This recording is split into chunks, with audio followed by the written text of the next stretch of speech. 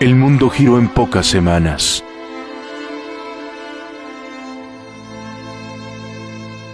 Las calles ahora están vacías.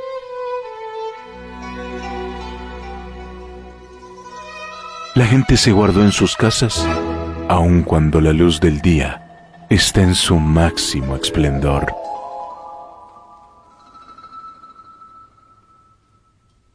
Como en un relato de ficción, el quetzalteco no imaginó que la sonrisa, el beso y el abrazo fuera arma letal.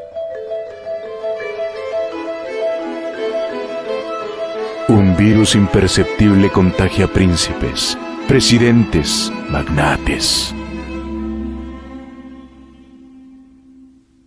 El ser humano como ciervo espantado, escondiéndose del lobo que olfatea en cada esquina. La luz del día se ciñe sobre el occidente. La tarde cae con un bello azul. Las calles quedaron vacías, similar a un encanto que se llevó a los ciudadanos.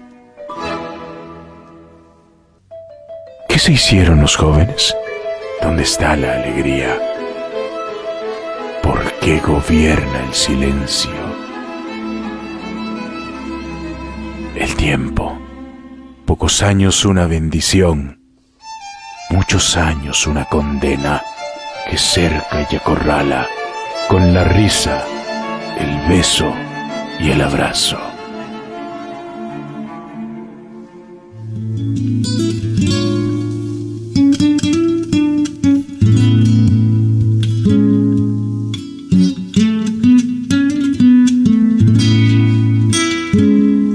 Y cuando el peligro terminó y la gente se encontró de nuevo, lloraron por los muertos y tomaron nuevas decisiones y soñaron nuevas visiones y crearon nuevas formas de vida y sanaron la tierra completamente, tal como ellas y ellos fueron curados.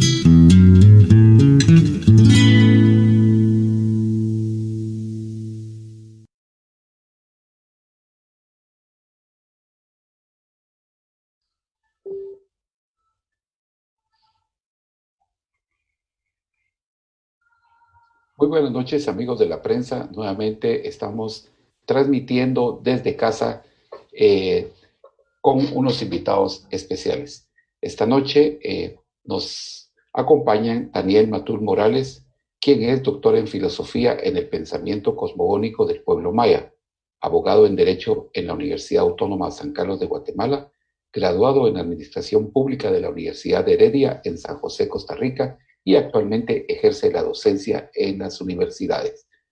Tiene varios libros, como por ejemplo Somos un Corazón, que fue publicado en 1994, el poema galáctico Solsticio de Invierno del año 2012, Cuenta del Tiempo Cultural Maya. Este fue un libro con 2 ediciones, 2012 y 2014. Efectos Secundarios, este fue en 2007, Los Mayas en 1998, En Sueños de Maíz, Cosmovisión, en 2002. Buenas noches, Daniel. Gracias por acompañarnos. También está con nosotros, por favor, Autelino Sacoyoy, investigador de la cosmovisión y cultura maya. En 1997 fue seleccionado para cursar la maestría en gerencia para el desarrollo sostenible de la Universidad Autónoma de Madrid y el Instituto Chipichao de Quetzaltenango, en condición de autodidacta. Ha compartido el resultado de sus investigaciones en comunidades mayas y no indígenas de Guatemala y en universidades del centro, norte y Europa. Actualmente es docente en las facultades de Quetzaltenango de la Universidad Rafael Andívar. Y tenemos también nuevamente con nosotros a Rigoberto Quemé, quien es antropólogo, ha sido investigador del Centro Universitario de Occidente de la Universidad de San Carlos, fue el primer alcalde indígena de Quetzaltenango y un líder de opinión, columnista de varios medios de comunicación. Muy buenas noches, bienvenidos, ¿cómo están ustedes? Buenas noches, don Adrián. Le aprecio mucho la invitación y le presento mi saludo a Rigoberto, a don Audelino y al amigo que nos está ayudando en controles. David. David, buenas noches. Bueno, no sé si quieren tomar la palabra alguno de ustedes, Audelino o Rigo. No. Buenas noches, muy honrado de estar en este medio.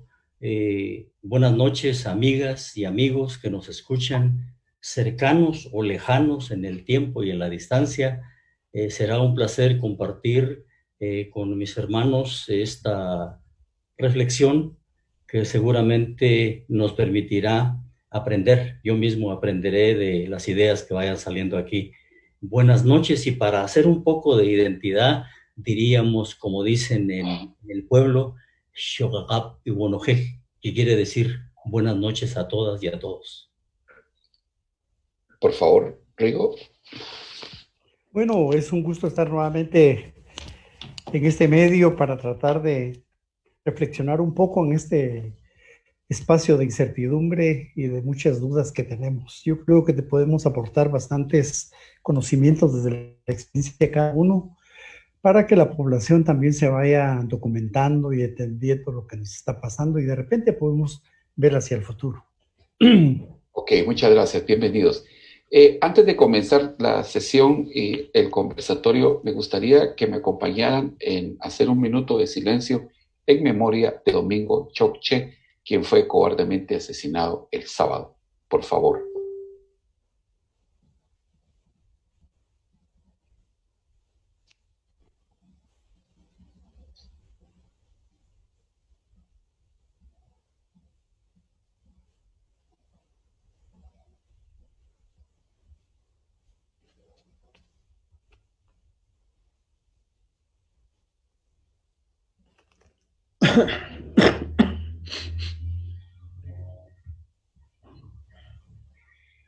Muchas gracias, muchas gracias. Para continuar con nuestro programa esta noche, a mí me gustaría la cosmovisión maya y el COVID es el tema para tratar. Pero me gustaría hacer un paréntesis antes de entrarle de lleno a la pandemia. Me gustaría preguntarles, hoy un hombre se declaró que él había sido el que llevó la gasolina para quemar a Domingo Choc. Me lleva a reflexionar esto porque el supuesto asesino es también indígena. ¿Cuál es la lectura de este asesinato? Si podemos comenzar con Audelino. ¿Cómo lee? ¿Por qué pasó este asesinato? Por favor. Bueno, me enteré yo de la noticia el domingo por la noche y ayer por la mañana en uno de los medios de comunicación de más difusión en Guatemala. Y yo empezando a abordar el tema desde la cosmovisión del pueblo al que yo pertenezco y al que pertenecemos las 4 personas que estamos en pantalla. Hago 2 lecturas. La primera es escuchar a la doctora Mónica Berché denominar un científico maya al abuelo, a quien yo no conocí, por supuesto, ¿verdad? Eso para mí es valioso dentro de toda esta circunstancia negativa que ha pasado, porque por primera vez alguien no maya, porque los mayas hemos decidido desde hace tiempo denominarnos científicos de la cultura maya, como mis compañeros que están ahora mismo aquí en este conversatorio. Eso es lo primero, que una persona no maya haya utilizado la denominación de un científico maya para alguien que se dedicaba a la medicina, al sistema de salud maya en Guatemala, que ha sido despreciado. Esa es la primera. Entonces es algo valioso, a costa de la vida de uno de nuestros hermanos. Y la otra cosa que yo veo, porque en la cultura maya vemos las cosas positivas y las cosas negativas, y algo que me duele es que nuestros propios hermanos y hermanas hayan sido. Eso tampoco debemos de romantizar, de pensar que fueron hermanos de nuestra misma comunidad maya. Influenciados, no sabemos a ciencia cierta por qué, porque hay que tener todo el contexto para poder emitir un juicio que pueda ser pertinente o algo aproximado a la realidad. Valoro lo positivo y lamento con dolor lo negativo de la muerte de don Domingo Choc Che. Por favor, Daniel. Muchas gracias. Ujú. Pues yo también he sido sorprendido por este asesinato en contra de don Domingo, y tengo una lectura que tendría que hacerla en el contexto de la colonización, porque si bien los autores de este horrendo crimen fueron también hermanos y hermanas de una familia que pertenece por nacimiento a la cultura maya quechí, físicamente probablemente sean mayas quechí, pero el asunto es que su mentalidad ya no es prácticamente de la cultura maya, sino que corresponde justamente al proceso de colonización que hemos venido sufriendo desde, vamos a cumplir ya 500 años, entre 2 o 3 años estamos cumpliendo 500 años de un proceso de colonización, donde se instala todo un adjetivo de brujería a quienes llevan a cabo descubrimientos científicos desde la perspectiva de relación con la naturaleza. Lo que nosotros sabemos es que en estos pueblos y en estas culturas de América, antes de 1492, nunca hubo brujería. La brujería la trajeron los españoles. Y todos sabemos los millones de mujeres que fueron llevadas a la hoguera en Europa acusadas de brujas. Aquí nunca hubo ese tipo de, de calificativos, porque además nunca existió esa posibilidad de hacerle daño a otra persona utilizando elementos psíquicos o espirituales. Nunca que yo sepa, en todos los registros que hay, que he leído de las antiguas crónicas y las contemporáneas, no aparece ningún antecedente que nosotros podamos decir que efectivamente algo de eso ocurrió aquí. Aquí lo que hay es una cosmovisión que tiene una mirada distinta a la europea del mundo y de la vida, y especialmente, desgraciadamente para nosotros, fue la cultura del nacional catolicismo español la que se posesionó de un tipo de evangelización aquí en nuestra América. Imagínense que en el momento en que se estaba realizando el hecho de la invasión en América, estaba desarrollándose en Europa la reforma religiosa liderada por Martín Lutero. Los españoles fueron los abanderados de la contrarreforma, es decir, que no estaban de acuerdo con los nuevos postulados de Martín Lutero, y asumen la posibilidad de construir lo que nosotros conocemos como el nacional catolicismo español, que fue el que se enseñoró de Guatemala y los pueblos que invadieron los españoles, de tal suerte que toda la doctrina que invadió el pensamiento de muchos de pueblos hermanos y culturas fue ese nacional catolicismo español, que con el tiempo se ha venido reproduciendo, y en el conflicto armado pues cobra mayor beligerancia. Todo el apoyo que venía de las sectas fundamentalistas de los Estados Unidos para condenar el pensamiento de los pueblos indígenas.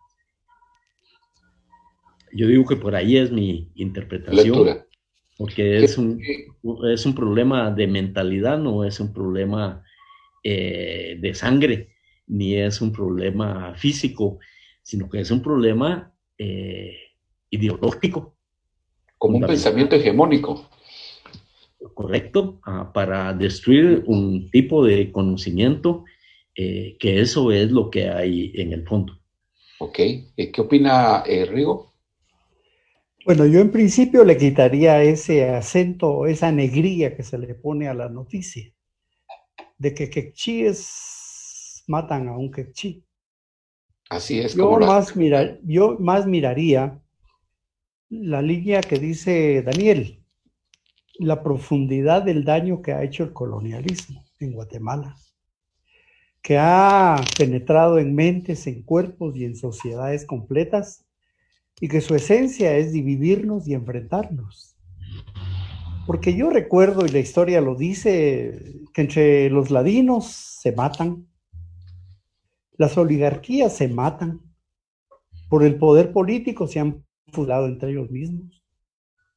Las muertes de la guerra, todos los líderes universitarios que murieron, Colón Margueta, etcétera, todos ellos que fueron muertos también por mestizos ladinos. Entonces, poner el énfasis en uno y olvidarnos de lo otro es como perdernos de vista de que el colonialismo a nosotros nos pone enfrente unos a otros, incluso entre familias, porque el colonialismo tiene esa característica de despojarnos de los valores éticos. El colonialismo tiene esa convicción o esa dirección de quitarnos identidades. Y lo peor es que el colonialismo lo que nos hace es que nos hace defensores del sistema. Si no defendemos el sistema, si no estamos aliados al sistema económico, político, religioso, cultural, somos enemigos del sistema. Somos alienados. Por lo tanto, nos hacen matar o nos dejan morir. Entonces yo lo miraría por ahí. Las comunidades han sufrido 500 años de abandono del Estado, especialmente esas comunidades del Petén, que están totalmente abandonadas, donde no ha llegado la educación plenamente, donde no están ellos viviendo una vida digna, sino viven en la pobreza, en la miseria, en el día a día, en luchar entre sí mismos para obtener la subsistencia.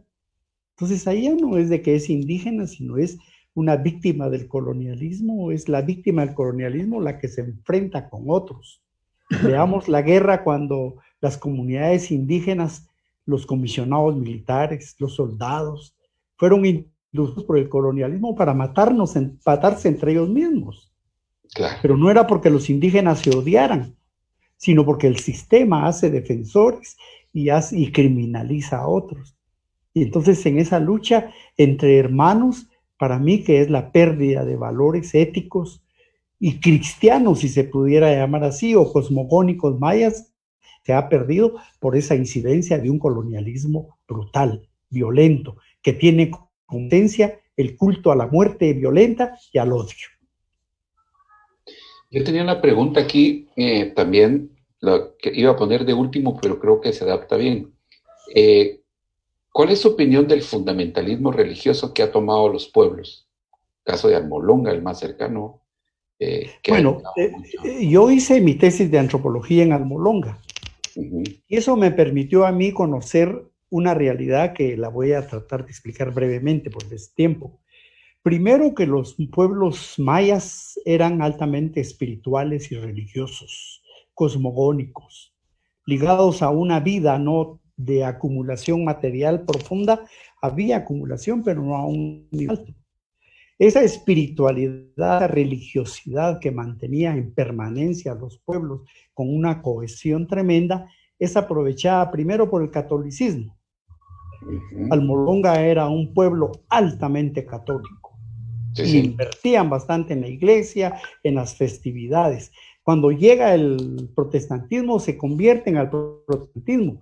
Pero lo que yo observé en la tesis es que ellos no lo hacen por los principios religiosos del cristianismo, sino por el espíritu altamente religioso que tienen. Estoy seguro que si algún día la religión maya se asienta dentro de la población y se extiende y la gente recupera y refunda sus creencias, también van a tener esa entrega hacia la espiritualidad maya. Entonces no es cuestión de religiones, es cuestión de esencia espiritual, cosmogónica que tienen los pueblos, que tienen una visión hacia lo subjetivo, que tienen una visión hacia lo interno del hombre y de la sociedad y del pensamiento. Entonces cualquier religión es solo como la tapadera, digamos, la capa externa de la actitud de un pueblo. No es el cristianismo el que ha penetrado. Ellos conservan su esencia religiosa. ¿Qué opinión le merece don Daniel? Muchas gracias. El problema del fundamentalismo lleva a cabo cuando se pierde toda una tradición histórica acerca de lo que es el humanismo. El humanismo, especialmente después de la Revolución Industrial, quiera que no, puso su énfasis en preservar la vida de los seres humanos. El fundamentalismo lo que predica es la muerte. El fundamentalismo no predica la vida, sino que predica la muerte. El fundamentalismo lo que predica es el apocalipsis, la destrucción del cuerpo material de los seres humanos, porque eso es lo pecaminoso. Y justamente por eso es que el antropocentrismo se fundamenta en que el hombre es el espíritu y la mujer es la carne, es la perversa. Y ese fundamentalismo es el que se reproduce desde la llegada de los invasores españoles y que se refuerza en el tiempo del conflicto armado interno. Guatemala se llena de iglesias fundamentalistas que le ganan la batalla a las iglesias históricas, que aún esas iglesias históricas fundamentan su teología con ciertos rasgos de un humanismo.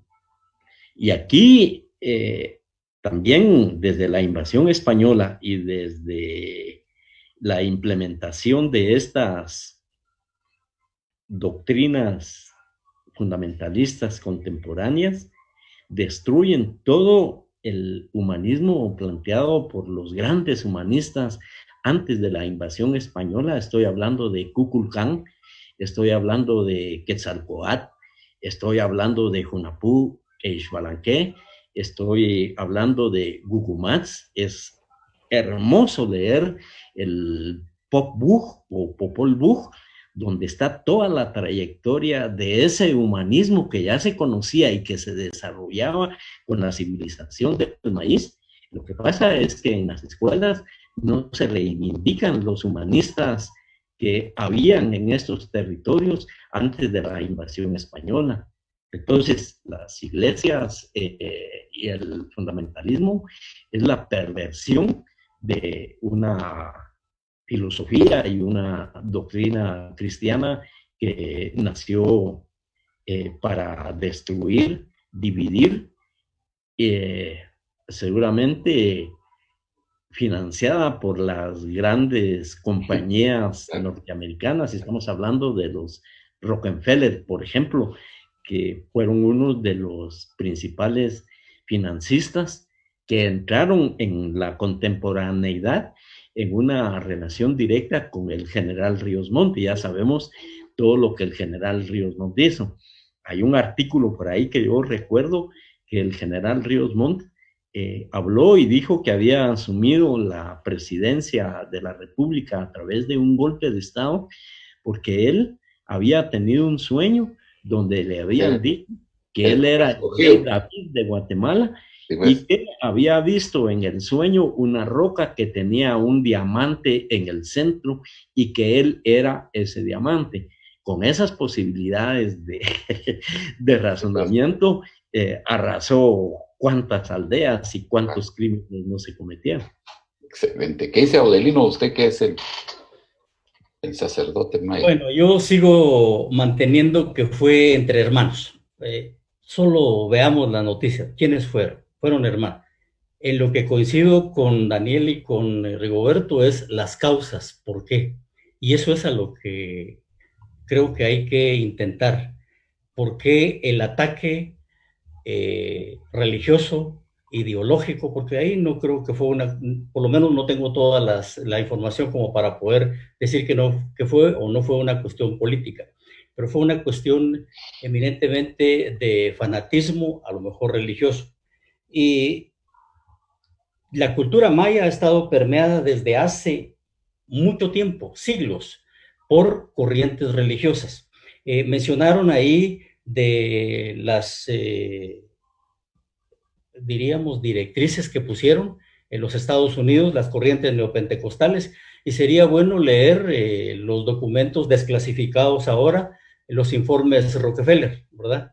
Que hablan de cómo hay que atacar la cultura, porque la cultura nos permite, para cuando se empiece a hablar un poco más del tema, nos permite salir adelante desde nuestra propia cosmovisión, desde nuestra propia percepción de desarrollo, que no es, como bien dijo Rigoberto, me parece, que no es acumular dinero exorbitadamente, sino yo puedo decir que muchos de nuestros familiares y de las familias de aquí de Xela son ricas, pero en el concepto de la riqueza del pueblo maya, porque la riqueza es tener para vivir el Otzcaslem o la buena vida, tener para vestir, para comer y tener para gastar de vez en cuando en alguna cosa extra. No es acumular a costa de las demás personas, a costa del hambre, de la salud o de las injusticias, incluso jurídicas. Entonces sigo planteando que fue un acto ejecutado por chachíes. Las connotaciones o por qué, eso es otra cosa. Ahí hay que remontarse un poco a las corrientes teológicas que han habido. Y con todo respeto, amigas y amigos que nos escuchan, lo voy a plantear. En el pasado, la Iglesia Católica planteó la teología de la pobreza. No importa que estés pobre, no importa que no tengas cosas, pero cuando te vayas al cielo, allá vas a tener de todo, vas a estar bien. Eso nos tiene mal. Y ahora, con las corrientes neopentecostales particularmente, con la teología de la prosperidad. El Señor te quiere rico, el Señor te quiere con mega iglesias, el Señor te quiere con mucho dinero, no importa cómo lo consigas. Ustedes ven, los dirigentes políticos de turno en este país son de diferentes denominaciones religiosas. Entonces, lo que han hecho algunos dirigentes es prostituir las religiones y ponerlas al servicio de grupos de poder para que sigamos en las mismas condiciones. Y quiero cerrar este espacio diciendo que no mencionó Adrián algo que es lo más importante para mí. Más que me hizo favor de averiguar no sé dónde las líneas que leyó al inicio. Yo me identifico siempre como un ahej o un mal llamado sacerdote maya, guía espiritual, brujo, hechicero, tantos calificativos que nos ponen a mujeres y hombres. Y hay que mencionar, la mayoría son mujeres, fíjense ustedes. La mayoría de quienes ejecutan esta profesión de contar el tiempo, porque eso es lo que significa ser un ahej. Aj etimológicamente es el prefijo de un oficio o un trabajo, y ej significa el sol o día. Al trasladar la palabra significa el que su oficio es contar los días y los soles, y en eso mérito a las mujeres y hombres que han contado el tiempo desde tiempos inmemoriales, aprendido con los abuelos. Esa es mi verdadera profesión. Y yo ahora pues me identifico desde hace tiempo, lo saben mis compañeros ahí, en todos los lados donde hablo, digo, yo me considero un científico maya. No un científico de la Academia Guatemalteca, porque igual que don Domingo, igual que muchas compañeras y compañeros en las comunidades, conocemos aspectos de las ciencias, de la cultura, de la que nos sentimos orgullosos. Muchas gracias. Es repudiable lo que pasó en Guatemala, eso no debería volver a pasar, como lo que pasó en los Estados Unidos con Floyd también, que estuvimos discutiendo hace 8 días, ese racismo que existe en los Estados Unidos. Bueno, vamos a pasar al tema de COVID-19. La forma en que la civilización maya llegó a su fin es bastante curiosa. Yo no tengo claro personalmente cómo fue. Hay teorías que sugieren que fue por el uso excesivo de la madera que provocaron una mega sequía en el siglo IX, o podría haber sido una pandemia. El caso es de que en menos de 200 años la civilización se redujo a una fracción de su antigua gloria. Esta pregunta va para Daniel y luego lo vemos con Audelino y pasamos con Rigo. En un enfoque histórico-social, ¿qué fue lo que realmente acabó con la civilización maya? Por favor, Daniel Matú. Pero lo que pasa es que hay en la historia oficial de Guatemala, la historia oficial de Mesoamérica, lo que pretende es anular todo el protagonismo de la cultura maya, tanto en la contemporaneidad como hacia el porvenir. Y lo hacen de una manera realmente irresponsable. Yo me recuerdo que cuando era niño leía en los libros de historia cómo en una sola línea destruían toda la cultura maya, porque recuerdo que había un historiador que nos ponía en los libros, creo que era José R. Milán, algo así, que decía en un renglón, decía, a la llegada de los españoles, hacía 1000 años que la cultura maya había desaparecido, tan irresponsablemente, y después seguía hablando de los beneficios de la llegada de los españoles. ¿Cómo es posible que en una línea se diga que a la llegada de los españoles hacía 1000 años que la cultura maya había desaparecido? Eso no es cierto. La cultura maya nunca ha desaparecido, tuvo muchos problemas, y uno de los principales problemas fue la expansión europea en el siglo XVI, cuando Cristóbal Colón y las fuerzas militares religiosas de España invadieron América y Oceanía. Eso fue, reitero, en el siglo XVI, y después siguieron gestionando esa invasión en los siglos subsiguientes de la colonización. Esto sí tuvo unas consecuencias catastróficas desde el punto de vista sanitario y desde el punto de vista, podríamos decir, demográfico, porque no solo para las culturas que vivíamos en Guatemala, sino para todas las culturas de América. Porque cuando estos invasores entraron e hicieron contacto con nuestros antepasados, con nuestros territorios, cuando entraron en contacto con los habitantes de nuestras culturas, introdujeron nuevos patógenos que aquí se desconocían, es decir, nuevas enfermedades contra las cuales nuestro sistema inmunológico no estaba desarrollado, no tenía inmunidad para resistir esas enfermedades. Estamos hablando de la gripe, estamos hablando de la viruela, estamos hablando del sarampión, del tifus, estamos hablando de la tuberculosis, de la disentería, de la fiebre amarilla. Y eso está respaldado por estudios que han hecho investigadores e investigadoras de la Universidad de Missouri de los Estados Unidos. Ellos afirman que esta fue una de las consecuencias más devastadoras, la introducción de esas nuevas enfermedades, además de toda la estrategia militar. Fíjense que en 1493, cuando Cristóbal Colón hizo su segundo viaje, llegó a la Española y bajándose de la nave en que iba, se fue directamente a la cama porque iba enfermo de, algunos dicen que de fiebre amarilla, y además llevaba en la nave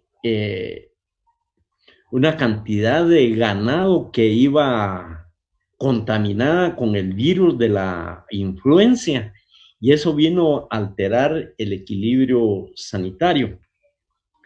Tanto es así que la desgracia por todos estos patógenos que acarrió a nuestras culturas una cita que me llama mucho la atención del capítulo 3, que se llama El final del tiempo, del Chilam Balam de Chumayel, dice lo siguiente. Después, que habla donde dice el final del tiempo maya, es decir, el final de la autonomía, dice lo siguiente: saludables vivían, refiriéndose a nuestros pueblos. No había entonces enfermedad, no había dolor de huesos, no había fiebre para ellos, no había viruelas, no había ardor de pecho, no había ardor de vientre, no había consunción. Y finaliza esa cita diciendo: rectamente erguido iba su cuerpo entonces. Es decir, Claro. nosotros vivíamos Bien. casi en un paraíso de acuerdo a nuestros sistemas de salud. Sí, pues las enfermedades las trajeron los europeos. ¿Qué dicen, Audelino, por favor? A mí me parece que es una cuestión ideológica decir que los mayas se desaparecieron. Frecuentemente se nos dice, ustedes no son mayas, y los mayas eran grandes científicos. Por eso el retomar que somos algunas y algunos científicos del pueblo. Seguro que no dentro de la construcción occidental de que mientras más títulos tenga, incluso algunos comprados, ¿verdad? Pues va a tener mayor reconocimiento. Pero basta con poner algunos ejemplos. Que la marimba la trajeron los africanos, que la chirimía los árabes, que todo no somos capaces de crear, no somos capaces de hacer cosas. Y al extremo de que, entonces, los que estamos ahora aquí, ¿de dónde venimos? Yo digo, no somos extraterrestres, ¿verdad? No venimos de otro planeta, no aparecimos de la nada, sino somos descendientes de esa cultura. Y basta ver ahora, para poner un elemento simple de lógica de ahí abajo, no de la lógica media ni la lógica alta, de la de abajo. Miren el tamaño físico de los jóvenes de ahora. La generación de nosotros, afortunadamente casi somos de la misma generación quienes estamos aquí, no crecimos mucho. Ahora los jóvenes van por el tipo de alimentación. Las oportunidades que tienen nuestros jóvenes ahora, por supuesto, como producto de la lucha que hicieron nuestros abuelos y la resistencia que hicieron, o de la misma que hemos hecho nosotros, es diferente. No se puede negar que en condiciones diferentes una sociedad progresa y tiene campo para desarrollar conocimiento. Me gustaría citar al señor este que sale mucho en el periódico, Marco Santil. Yo digo, si él no hubiera escapado de la guerra, estuviera allá en la montaña, en Huehuetenango. Pero como tuvo oportunidades, ahora es un empresario de reconocimiento mundial. Igual pasa. Y aquí hay que hacer mérito a la resistencia que han hecho mujeres y hombres para transmitir la cultura, pero particularmente las mujeres. Y ahora voy a mezclar un poco el tema. Como decimos nosotros, disculpen que hable un poco enredado, pero es mi nahual el que tiene la culpa, como dicen los abuelos. Entonces, el emprendedurismo que se habla ahora, que hay que fomentar, en la universidad comento yo eso, hay que fomentar el emprendedurismo. ¿Qué más emprendedurismo que el que han tenido nuestros padres y nuestros abuelos? De ahí sacaron y siguen sacando ahora del emprendedurismo comunitario, madres y padres, el sustento y el pago de universidades privadas para los hijos. Entonces, eso no se ha valorado, se ha desvalorizado todas las prácticas del pueblo maya, que son las últimas que le han quedado. Afortunadamente, lo grandioso, lo fuerte que tenemos todavía es la cultura, aunque fragmentada, aunque no entendida, pero puedo decir que no desaparecieron. Nosotros somos continuidad y en las ceremonias, ahora empiezo a hablar del campo que yo trabajo, decimos cuando invocamos a las abuelas y abuelos, nosotras somos y nosotros somos su sangre, somos sus huesos, somos sus ojos, somos sus alegrías y somos sus tristezas. Somos descendientes de esa cultura llamada la civilización maya. Excelente. ¿Qué dice Rigo? ¿Qué opina usted? Por favor. Bueno, digamos, dentro de este marco del colonialismo que yo estudio, una de las bases que tiene el colonialismo es quitar la historia. La historia para el colonialismo comienza en 1524 o 1492 cuando llegó Cristóbal Colón.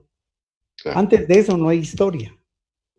Los pueblos indígenas no tienen historia antes de eso. Dice Audelino que no salimos de la nada, no somos de generación espontánea, de algo veníamos. Y entonces yo me hago análisis, por ejemplo, cuando conozco la cultura griega, donde surgió la filosofía con Aristóteles, con Platón, con los grandes pensadores. ¿Desaparecieron los griegos? No, existen. Está Grecia, están los griegos vivos todavía. Que ya no sean iguales, que ya no hagan lo mismo, eso es diferente. Cuando uno mira las películas que le ponen en los medios de comunicación, el arte del cine, y ve uno las guerras romanas, las cruzadas, ese imperio romano que abarcó casi toda Europa, parte de África, y querían llegar a Asia. ¿Desaparecieron los romanos? No.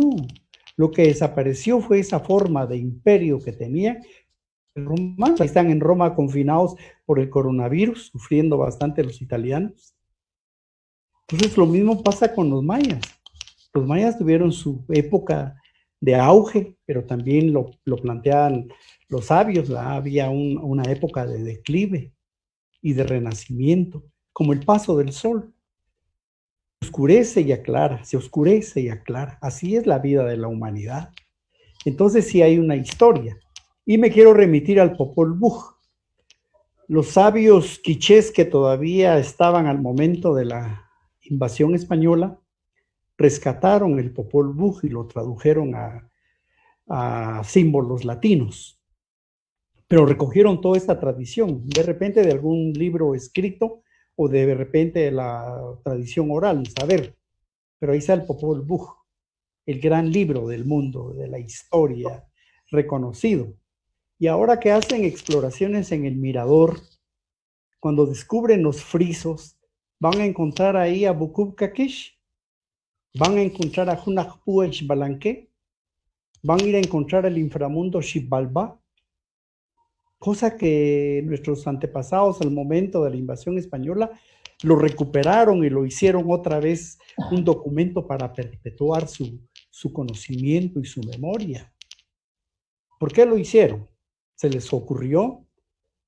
¿O qué? Es que es una tradición de continuidad entre generaciones. Y también hubieron enfermedades, hubieron sequías. Hay un libro muy interesante por ahí que marca que sequías de casi de 100 años sufrieron los territorios mayas. Eso hizo colapsar a muchas ciudades, pero la gente no desapareció, se adaptó. Como ahora se adaptan los pueblos indígenas a esta pandemia. Dice Luján, un historiador guatemalteco, que entre estos años de 1524 a 1821, 300 años, en Guatemala ocurrieron 59 epidemias, dentro de las cuales las que mencionaba Daniel, el tifus, el tabardillo, la viruela, el sarampión. Cada 5 años había una epidemia. El 90% de la población desapareció, pero la civilización, la cultura y la gente sobrevivió. Hemos sobrevivido guerras, la guerra interna, la guerra permanente del colonialismo. Hemos sufrido desastres naturales, pero los pueblos ahí están. Tienen una capacidad de resistencia, que es la palabra que han usado los compañeros, para poderse reactivar y reformular en nuevas condiciones de vida. Y estoy seguro que nosotros podemos decir con bastante certeza que los mayas de 1821, la independencia, eran diferentes a los mayas de hoy, como dice Audelino, con otras condiciones. Y de repente los de 1524 también éramos diferentes en cuanto a estructura social, en cuanto a articulación de relaciones sociales, de conocimiento, de ciencia. Es que las sociedades no son estáticas, tienen sus periodos como un ser humano que tienen auges y tienen declives. Entonces el decir que los mayas ya no existen y que nosotros no somos descendientes de los mayas es una cuestión de dominación ideológica para quitarnos lo más valioso que es la historia. Ok, me gustaría preguntarle a Audelino, desde el discurso que dio ahorita Rigoberto, que los pueblos mayas han sido asolados por las epidemias, ¿cómo han abordado, cómo se han defendido de esas epidemias los mayas? Bueno, primero que hay que reconocer que la cultura maya, me gustaría hacer un paréntesis pequeño. Por favor. Primero, que debemos estar claros en los calificativos que se nos dieron. Daniel escribió un documento precioso que habla de como la sustentación jurídica de la conquista, y que al principio, validado por todos los juristas del Reino de España, incluyendo a Juan Ginés de Sepúlveda, ¿verdad?, que decía que éramos incapaces de conducir nuestra propia vida, por lo tanto, la colonia, los españoles en este caso, Dios les había dado como la bendición para gobernarnos, quitarnos nuestras cosas y orientarnos al buen camino, más o menos en esas palabras. Entonces, no ha sido esta resistencia, o para usar términos ONGísticos ahora, la resiliencia, ¿verdad?, no ha sido casual, ha sido una práctica constante que ha tenido el pueblo, la cultura maya, como nos llamamos ahora. Nos llamaron primero salvajes, nos llamaron aborígenes, y cuando dijeron salvajes, voy a poner un ejemplo de la resistencia. Dijeron, si somos salvajes o si somos bestias, no nos bauticen. ¿Acaso ustedes bautizan a sus caballos? Y entonces dijeron, no, ustedes no son bestias. Entonces, si no somos bestias, somos humanos, tenemos derechos. No, entonces la sustentación jurídica fue, son seres humanos, pero no con todos los derechos, para poner un ejemplo de la dominación. Entonces, después nos llamaron indios, y lo asumimos, yo digo, en Quetzaltenango, para situarnos en el contexto de donde estamos los cuatro que estamos aquí, asumimos esa indianidad con dignidad, y pusimos de frente la cara, el rostro, el pecho, y con nuestros propios esfuerzos, o los esfuerzos propios de nuestros padres y abuelos, salieron adelante. Después, ya el término indígena, que después se fue en alguna medida suavizando, hasta llegar ahora a mayas. Pero mayas es un término de autoidentificación, y es un término de reivindicación política que estamos usando. Y eso lo asumimos nosotros. El Estado no nos llama mayas, los indígenas nos dicen. Nosotros hemos decidido llamarnos mayas como término de autoidentificación y de reivindicación política frente a este Estado colonialista. Bueno, ahora paso a lo que usted me preguntaba. ¿Cómo abordaron nuestros antepasados? El pueblo maya ha tenido desde siempre un sistema de salud, y voy a explicarlo muy rápido. Un sistema de salud que tiene una etiología, es decir, una forma de clasificar las enfermedades, y en términos actuales antropológicos, sociológicos o médicos se dice que se clasifica la etiología del sistema de salud maya como enfermedades naturales y enfermedades sobrenaturales. Las enfermedades naturales se pueden entender como simples patologías, y las enfermedades llamadas sobrenaturales es la pérdida o alteración del equilibrio emocional, que es lo que ahora nos está afectando, y que se convierten en, diría yo, patologías sin ser patologías claras. Son enfermedades psicosomáticas. A eso llamaríamos las enfermedades sobrenaturales. Entonces hay una clasificación. Después de eso hay un sistema preventivo y un sistema curativo. El sistema preventivo se auxilia de elementos, y todavía lo vemos. Mencionaron aquí de los difuntos que ahora ya no se pueden enterrar como antes. Adrián, usted es quetzalteco, se recordará que usted lo mencionaba, que cuando se iba a un velorio llevaban las abuelas sus famosas agüitas y en broma y en serio yo digo, todas y todos hemos tomado agüita de algo o nos han dado agüita de algo. Y Claro, entonces la cosa es que... Tan alegres esos velorios, ¿no? Y eso es para generar reacciones bioquímicas en el cuerpo. Hay agüitas que son vasodilatadoras, hay agüitas que son relajantes para prevenir. Eso es del sistema preventivo, para prevenir que la gente se enferme. Y luego el sistema curativo, que tiene 4 alternativas. Las fitoterapéuticas, uso de plantas para curar enfermedades; las zooterapéuticas, enfermedades curadas con elementos de los animales; las mineraloterapias, elementos, la cal, la sal, el barro; y los baños y masajes.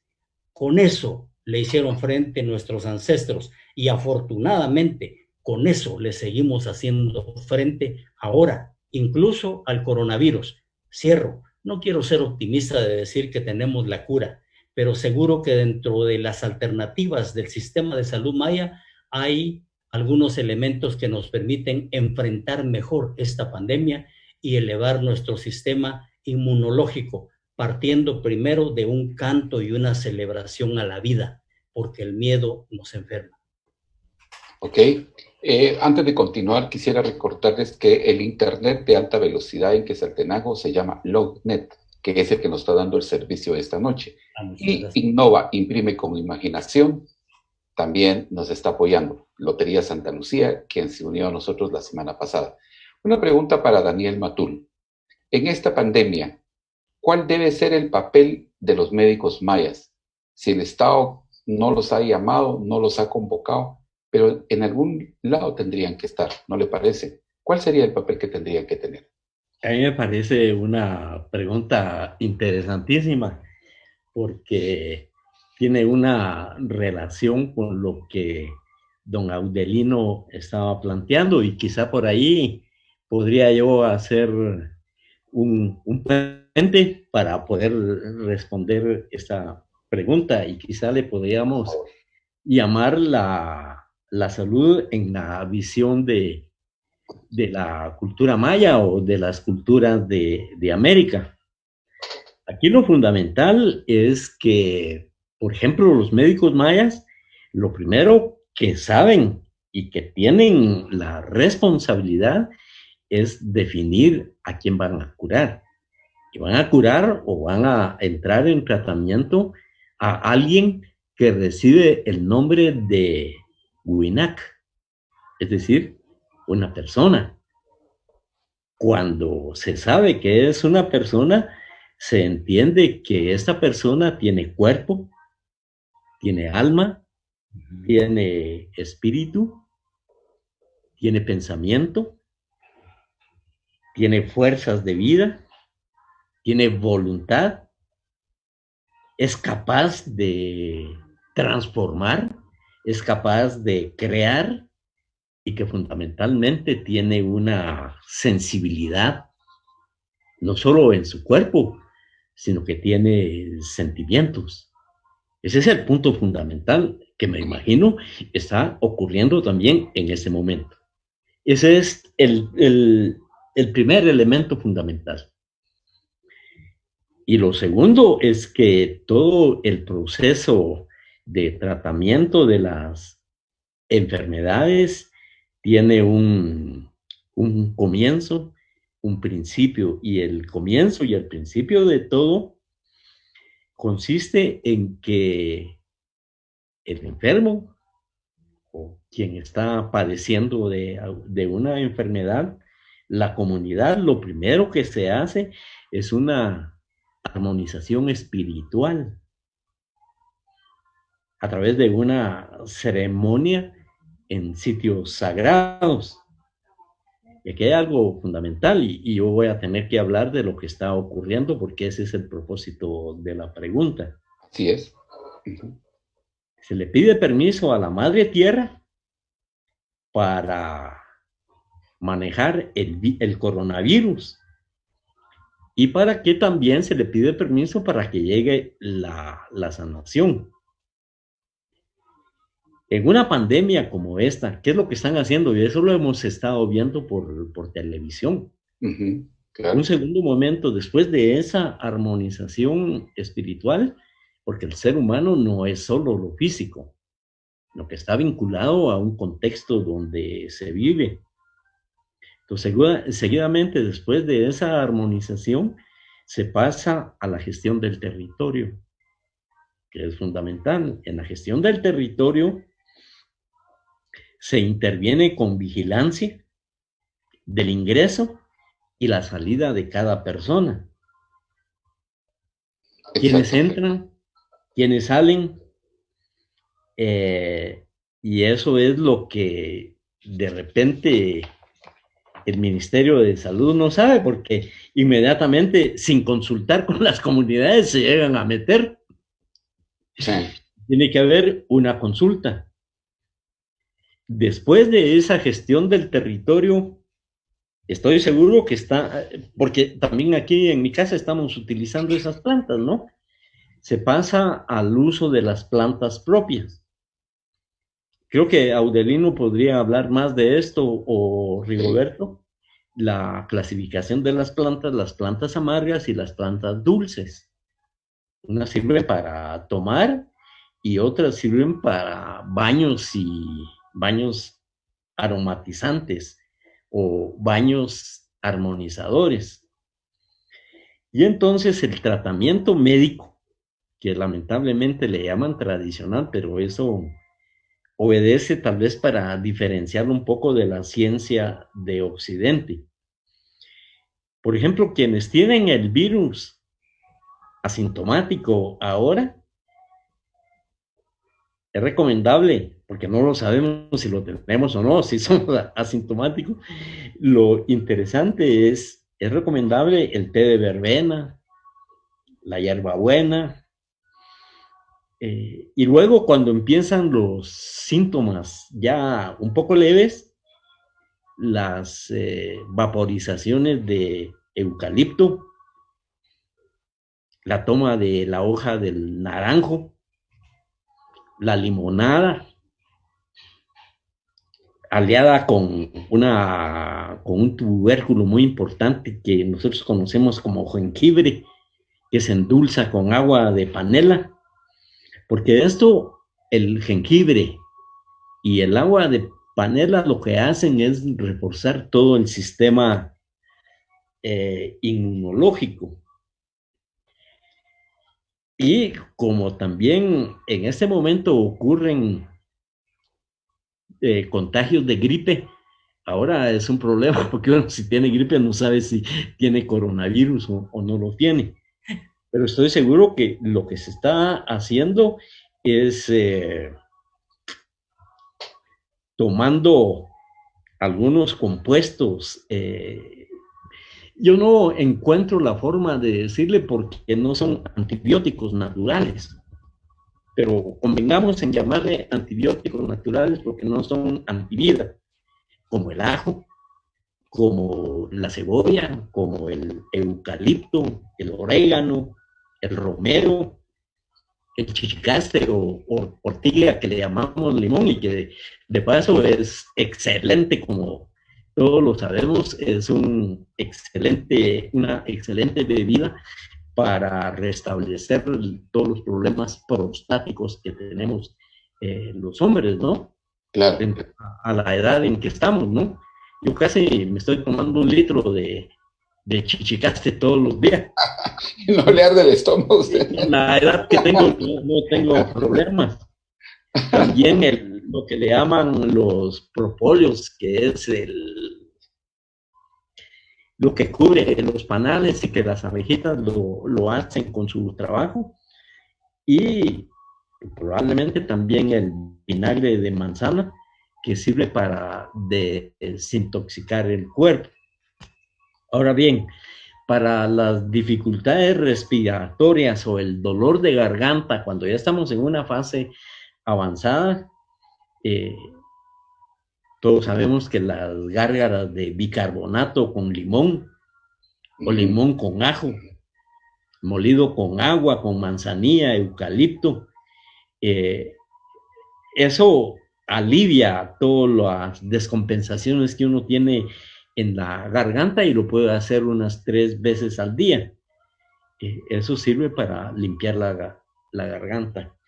Y yo podría hablar también de lo que es el jarabe de berro.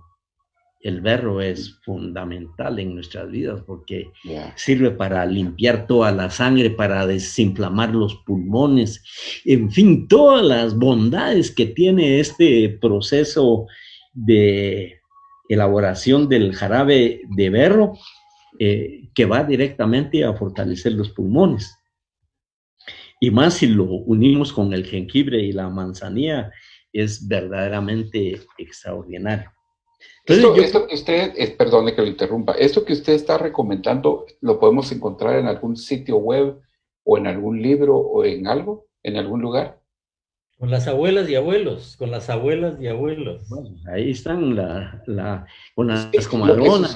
lo que sucede, Audelino, es que no todos todavía, es decir, no todos, porque esta es medicina que ha pasado por pura oralidad, digamos, de generación en generación, pero lo podríamos encontrar en algún texto o algo, pues, Existen, Rigoberto. Hay estudios sobre eso. Por ejemplo, la Universidad de San Carlos desde hace 40 años tiene una unidad dedicada a eso.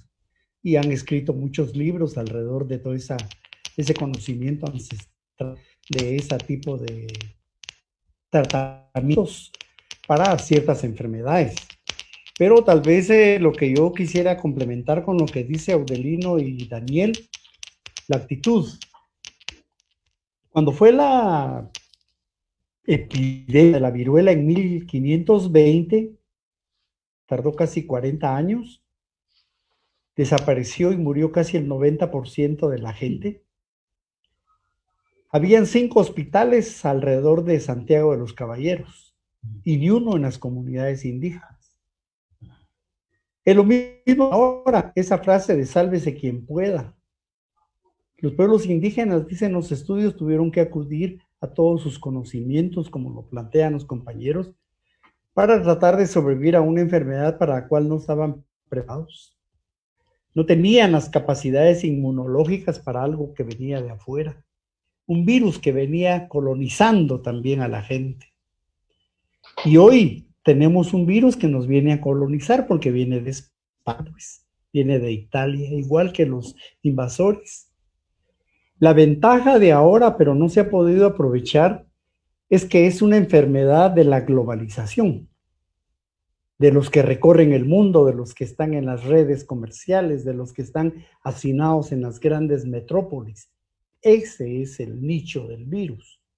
¿Cierto? Lo que se ha excedido en el país es porque los gobiernos en sus medidas, sus estrategias, no han aislado al verdadero foco de la enfermedad para que no vaya a contagiar a los lugares donde no hay ni medicinas, ni hospitales, ni médicos, y la gente se tiene que valer de sus propios conocimientos.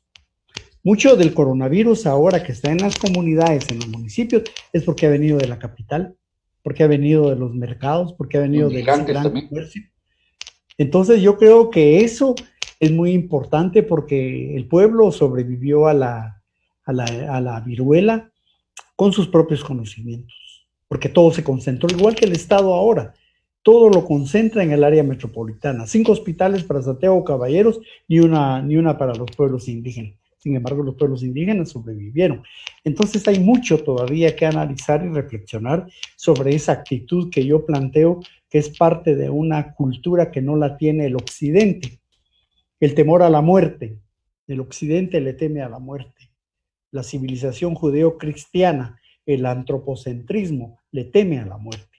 Los pueblos indígenas no.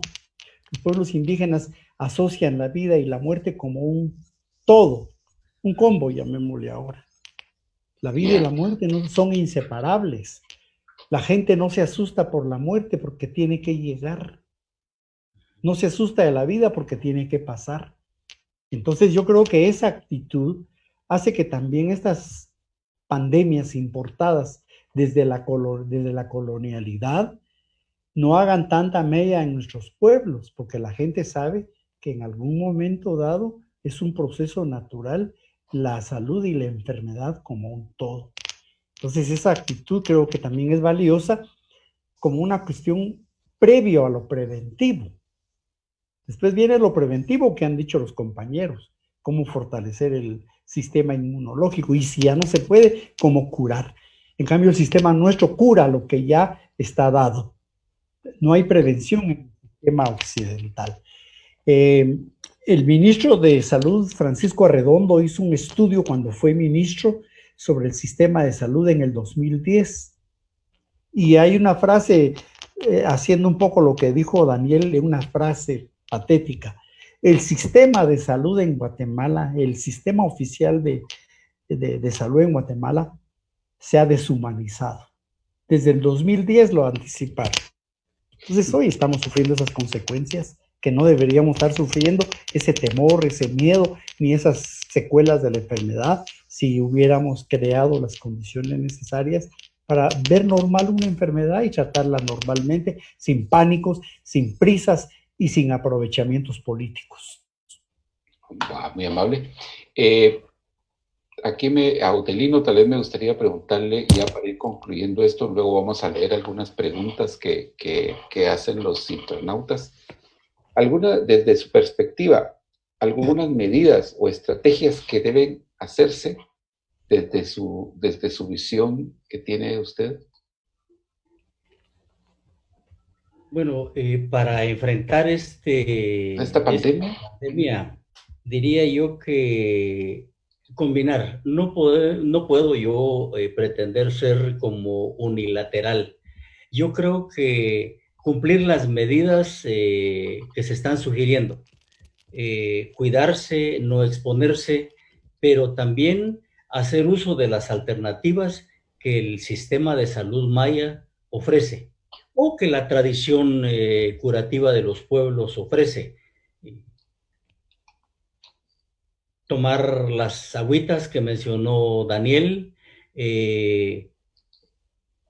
vaporizar. Voy a comentar un hecho que me pareció interesante en uno de los medios de comunicación de Quetzaltenango. Una mañana llegó un ingeniero, me imagino que es un ingeniero agrónomo de apellido Estacuy, no recuerdo el nombre, y me pareció interesante su propuesta. Dijo él que vaporizar, como dijo Daniel, vaporizar el eucalipto en las casas era un sanitizante, palabras que tuvimos que aprender ahora. Antes no llamábamos, no existía la palabra sanitizar, ahora aprendimos muchas palabras con esta pandemia.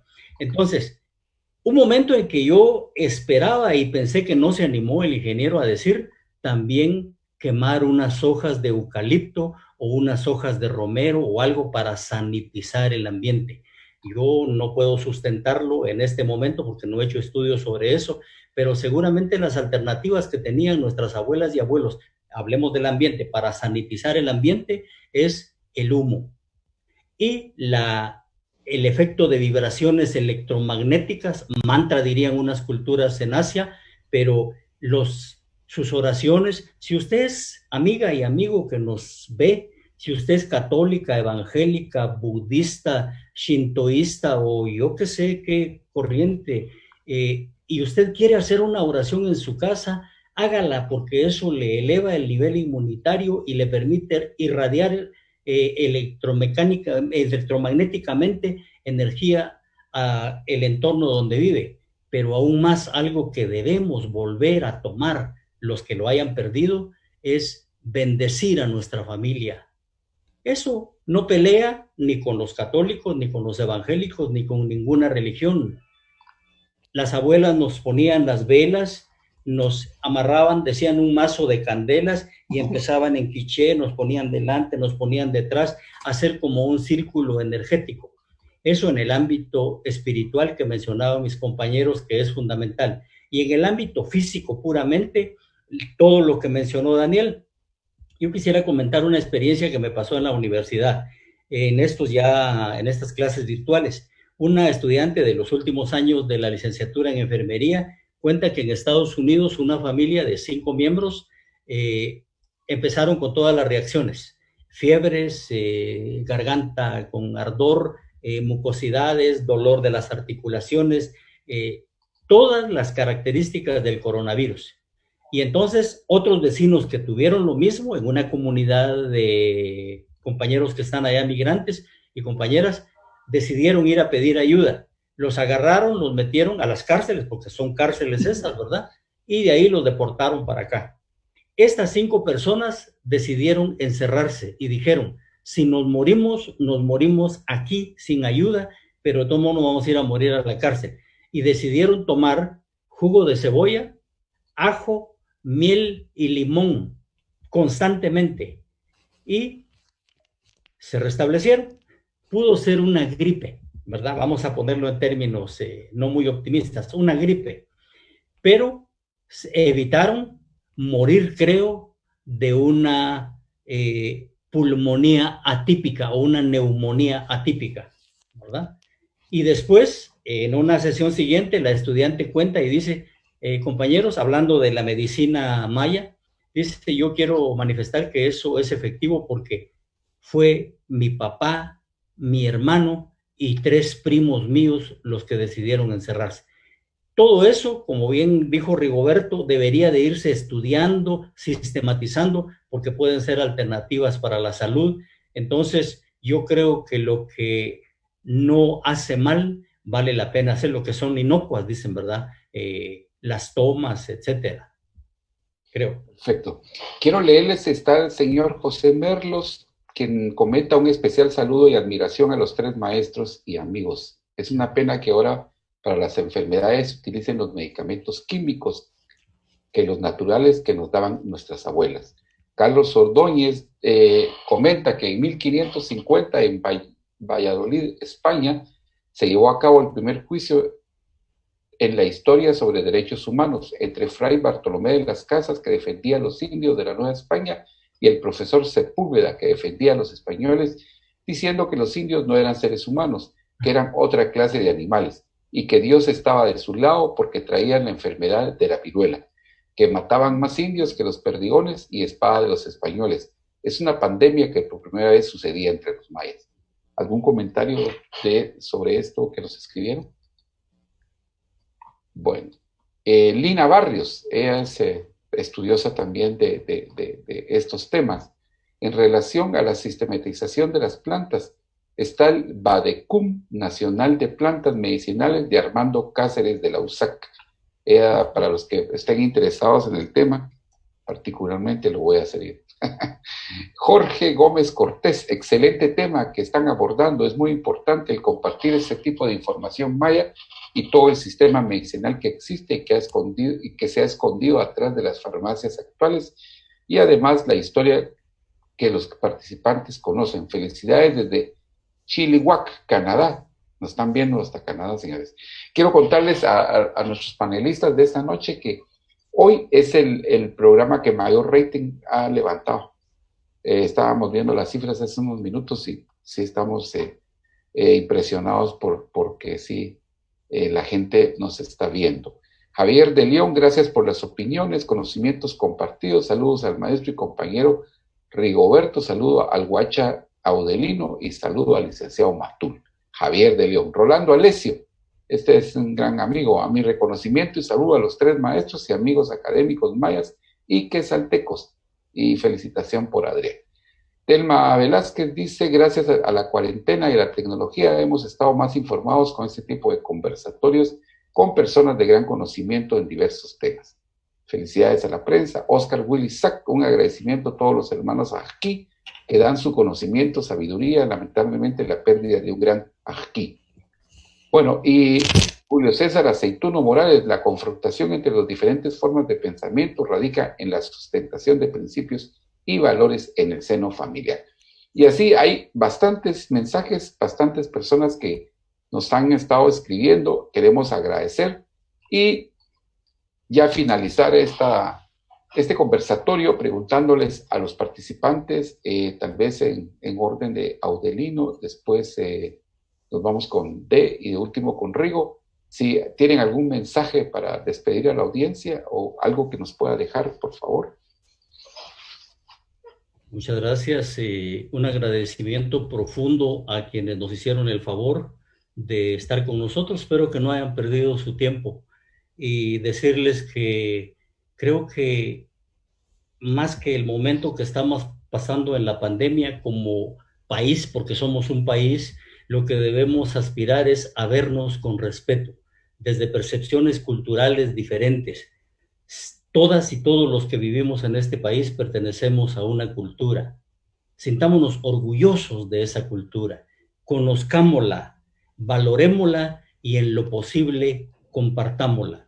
No hay en Guatemala una cultura que sea mejor ni una que sea peor. Solamente somos culturas diferentes y el éxito que podemos tener como país es respetarnos mutuamente.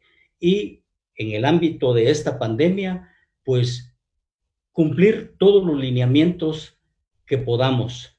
No se exponga más de lo normal familiares. Lamento por los jóvenes que son los que más están saliendo. La experiencia de todos nosotros es que nuestros hijos, nuestras hijas son los que están saliendo a la calle y los que ya tenemos algunos años pues estamos guardados, pero no corran riesgos innecesarios, cuídense y utilicen la medicina alternativa o la medicina maya o como quieran llamarle, que si no les va a hacer mal, a lo mejor les hace un bien. Y Adrián, muchas gracias por haberme convocado. Es un honor haber compartido con Rigoberto y con Daniel este espacio y al compañero técnico que está ahí detrás de todos los movimientos. Muchas gracias. Y como hablamos de culturas, decimos Siblah Maltiosh, decimos thank you very much, decimos merci, decimos vielen danke. Muchas gracias y buenas noches. Gracias, Audelino. Por favor, Daniel. Yo, antes de finalizar, quisiera agradecer los saludos que nos han enviado los diversos amigos y amigas que han visto este programa.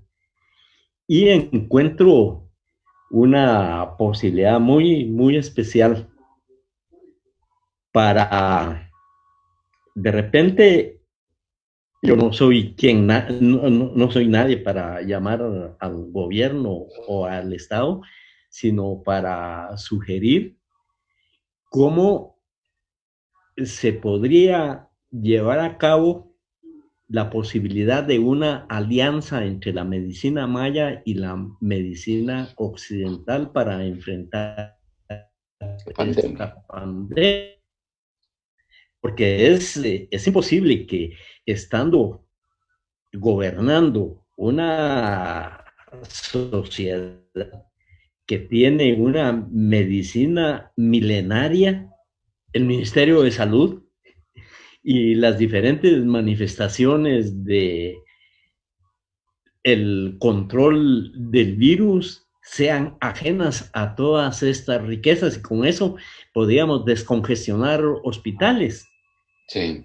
Y ver de otra manera, en el sentido espiritual, también conducir toda esta pandemia, que son uno de los problemas que estamos enfrentando en los hogares, donde realmente ha habido a veces exacerbada violencia intrafamiliar. Pero lo que pasa es que el Estado y el gobierno no conoce a quien gobierna. Y hay una sociedad que tiene su espíritu, que tiene sus subjetividades, que tiene sus costumbres, que tiene su idiosincrasia, sus rituales. Por ejemplo, me pongo a pensar, y por mi condición de maya, pienso, si me da el coronavirus y me muero, nadie me va a ir a enterrar, porque eso no lo toma en cuenta. No lo toma en cuenta el Ministerio de Salud. ¿Cuáles son las subjetividades y los rituales y las ceremoniales de un muerto? Pero si nos ponemos de acuerdo y entramos en diálogo, las dos culturas frente a este problema de la pandemia, yo creo que podemos resolver muchos elementos que podrían como entrar en un proceso de diálogo de saberes, porque en el fondo no hay uno que sabe y otro que no sabe. Lo que existe son uno que sabe y otro que sabe, pero sabemos cosas de manera diferente. Pero si entramos en un diálogo de saberes, esta coyuntura yo creo que podemos pasar de mejor manera, y voy a decir una cuestión increíble, con felicidad, con alegría, esta pandemia. Les agradezco mucho la oportunidad que nos dieron por reunirnos con Rigoberto y con Audelino, que nunca habíamos tenido la oportunidad de tener un encuentro de esta naturaleza, si no es por ustedes, don Adrián, y por favor nuestro agradecimiento a quienes financiaron, quienes apoyaron este programa, y a nuestro querido ingeniero que nos hizo toda la conexión para que pudiéramos salir en pantalla.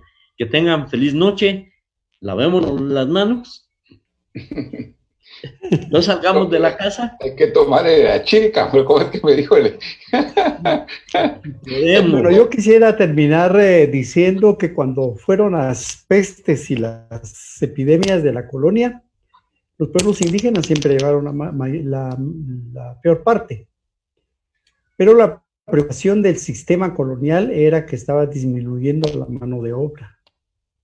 Como siempre, la economía era la preocupación de los que detenían en ese momento al Estado colonial.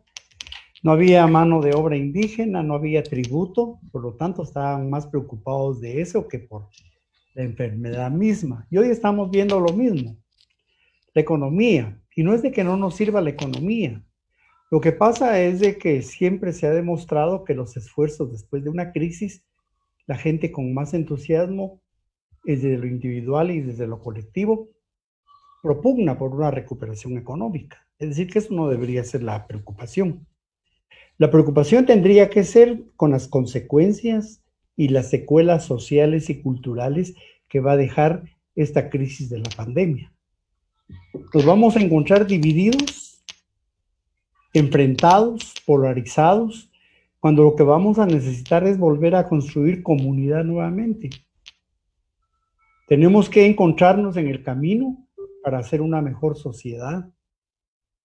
Para esas secuelas emotivas que hoy nos puede dejar el coronavirus, las tenemos que tratar de alguna manera, ya sea a través de una cosmovisión específica, de una visión muy particular que uno tenga de cómo resolver sus problemas subjetivos o cómo los tenga una sociedad. Pero yo pienso que las secuelas sociales y culturales debería ser nuestra mayor preocupación. Lo económico va de la mano. Y lo económico es como que por default se hace, y la gente tiene que sobrevivir. Y si alguien puede dar un ejemplo de solidaridad en muchos casos, son algunas comunidades. Tomemos ese ejemplo para que como sociedad, de en medio de tanta diversidad que tenemos, construyamos realmente una sociedad que supere todos estos elementos coloniales que hoy nos están afectando juntamente con el coronavirus. Muchas gracias, Adrián. Saludos a Daniel y a Audelino. Gracias, Rigo. Durante el programa, algunas veces nos dijimos Don, otras veces nos relacionamos solo directamente como Daniel o Rigo, porque nos pusimos de acuerdo que nos íbamos a quitar lo de licenciado, doctor y Don. Pero yo sí les digo a ustedes que le dije Don Daniel o Don Rigo, Don Audelino, porque tienen un conocimiento que uno debe percibir, que lo debe ver, y por eso lo respeto mucho.